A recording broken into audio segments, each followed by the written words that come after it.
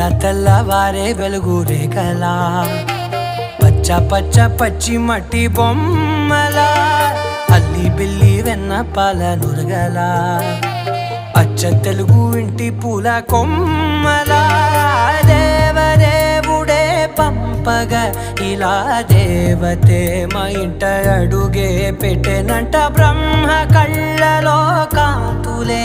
మా అమ్మలా మా కోసం మళ్ళీ లాలి పాడేనంట.